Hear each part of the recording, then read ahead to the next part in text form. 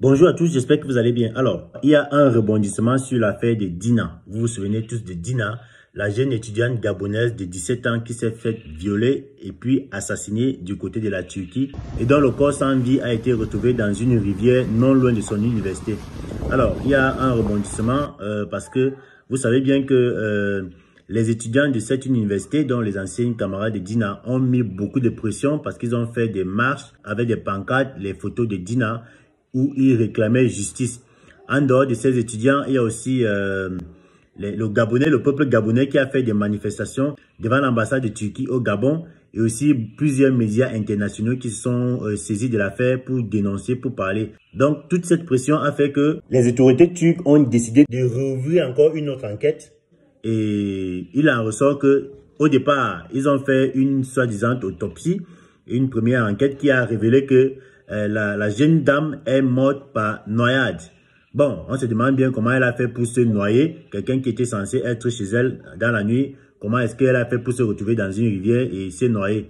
Bref, le gouvernement turc a subi tellement de pression qu'ils étaient obligés de continuer à mener des enquêtes. Et maintenant, il se trouve que il y a des suspects qui ont été arrêtés. Il y a 4 personnes pour le moment qui ont été interpellées. 4 personnes, tous de nationalité turque, qui ont été interpellés et qui sont les suspects qui auraient mis fin au jour de Dina. Et aussi, en même temps, il y a une vidéo, puisque les enquêtes sont en cours, il y a une vidéo de Dina qui montre comment elle était en train de courir. Le soir même où elle a été assassinée, il y a une vidéo de surveillance qui l'a filmée en train de fuir. On ne sait pas trop ce qu'elle était en train de fuir, on ne sait pas trop qui était en train de la poursuivre. Toujours est-il que c'est en cette soirée-là que ses bourreaux ont fini avec sa vie.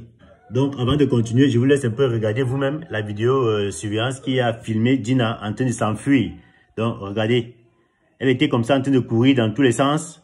On ne sait pas où elle allait. Peut-être, sûrement, ses bourreaux étaient derrière elle, en train de la poursuivre pour non seulement faire ce qu'ils ont fait et ensuite finir avec elle par la suite. Vous-même, regardez. Une jeune étudiante qui est censée être dans sa chambre en train d'étudier.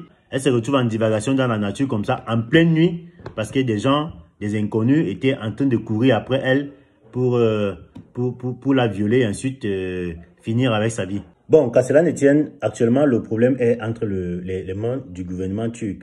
On espère bien qu'ils vont mettre du leur pour pouvoir vraiment punir ces gens qui ont commis les actes en question. Parce qu'il y a des sources qui disent que, apparemment, jusqu'à présent, les suspects qu'on a arrêtés là n'ont toujours pas été interrogés. On ne sait pas trop pourquoi, ou bien c'est parce que les Turcs sont en train de protéger les leurs. Est-ce qu'on doit croire que les Turcs sont en train je sais pas trop, de défendre ces gens et ils veulent peut-être ne pas les punir parce que l'affaire concerne une noire? Bon, on se demande vraiment s'ils vont prendre ces problèmes au sérieux jusqu'à la fin. Parce que comme je vous l'ai dit dans la vidéo précédente, il y a des pays ici où les hommes noirs ne sont pas considérés comme des êtres humains. Peut-être le gouvernement turc est en train de faire ce qu'ils sont en train de faire là, juste pour nous voiler les yeux, juste pour calmer la famille, juste pour calmer les humeurs, et qu'au fond, ils ne veulent vraiment rien faire. Peut-être ils ont arrêté ces gens comme ça, après ils vont simplement les libérer parce que simplement, ils avaient affaire à une noire. Donc, les amis, soyez très très vigilants. Comme je l'ai dit dans la vidéo précédente, vous les parents, avant d'envoyer vos enfants fréquenter à l'étranger, prenez la peine de faire des recherches. Si vous n'avez pas quelqu'un chez qui vous pouvez vous renseigner, il y a Internet qui est là. Allez-y sur Google, allez-y sur YouTube, tapez le nom du pays, tapez les villes, c'est pas trop la ville où vous voulez envoyer vos enfants. Vous allez avoir beaucoup d'informations. S'il y a le racisme là-bas, vous le saurez. Si les gens sont xénophobes, vous le saurez. Donc, avec Internet, vous avez la possibilité d'avoir les renseignements sur tous les pays du monde et toutes les villes que vous voulez visiter avant de vous engager. Voilà. Donc, n'hésitez surtout pas à le faire. Parce que l'histoire de Dina doit nous servir de leçon. Cette histoire doit nous servir de leçon. Et elle n'est même pas la première, elle n'est pas la seule. Parce que quand j'essaie de parcourir la toile gabonaise, là, apparemment, il y a 3 autres étudiants qui se sont fait ôter la vie. Je crois que c'est dans le même pays. Voilà. Je peux me tromper, mais ça doit aussi être à l'étranger.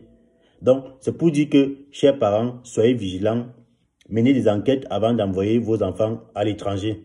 Parce que ça fait vraiment très mal qu'on se retrouve dans une situation comme celle-ci. Il paraît que Dina, elle était fille unique, donc enfant unique à ses parents. Sa mère qui ne roule pas sur l'or, mais elle a tout fait pour cotiser de l'argent, envoyer sa fille fréquenter à l'étranger pour avoir une bonne éducation, pour avoir aussi un bon avenir. Mais le résultat, c'est que sa fille rentre plutôt dans un cercueil. Donc, soyez vraiment très vigilants. Vraiment, vous pouvez imaginer l'état où se trouve cette maman actuellement.